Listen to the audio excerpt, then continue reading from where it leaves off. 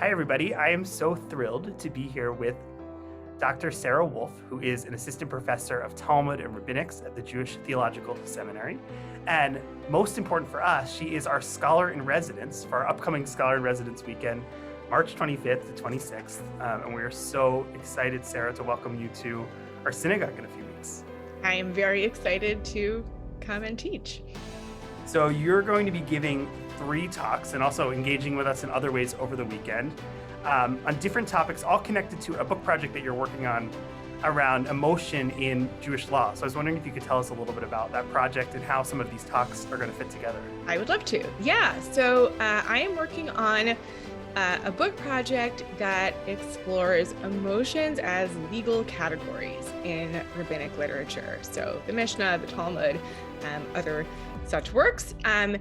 And basically, the book project looks at a few different emotions and the way that they get defined by the rabbis in certain legal contexts. I imagine that if you get angry at me, you're not bringing me to the Beit Din so soon in 2022, maybe in the same way that it happens in these rabbinic texts. So what if, after you've done this research and have been working on this book, what do you think some of this scholarship might have to say about our own emotional lives or Jewish lives now in 2022 in our own communities?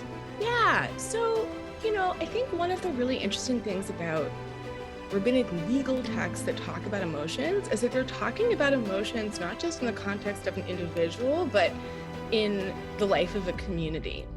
And I think that, Jews and Americans are actually really grappling with how to think about emotions in a larger communal context, whether that's shame in the context of so-called cancel culture, or what became really a hot button topic last summer about love of Israel, Ahavat Yisrael, and what that means and what role that's supposed to play in Jewish life. I think these are questions that are really, really significant and that we don't always know how to deal with, right? Because part of the challenge of talking about emotions in this kind of broad communal way is you're sort of making generalizations. You're not really asking individual people what's going on for them. You're maybe sort of mandating what's supposed to be going on emotionally. And I think rabbinic law that deals with emotions can actually provide us with some really helpful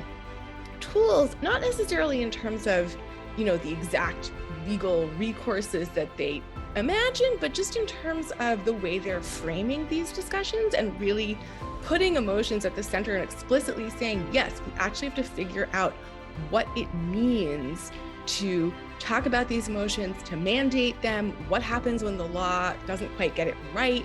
I think that can be really, really helpful for framing some of those communal conversations today.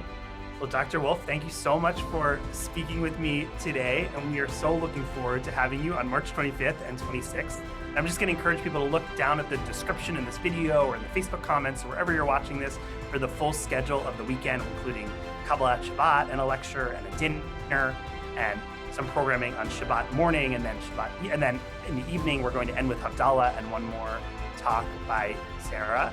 So, and also that there'll be a registration link below so that you can register to come to these programs and for dinner. And we just really look forward to seeing everyone in a few weeks. And we look forward to seeing you, Sarah, and for hearing your Torah and for getting to learn with you. So thank you so much. Thank you. Likewise. Can't wait.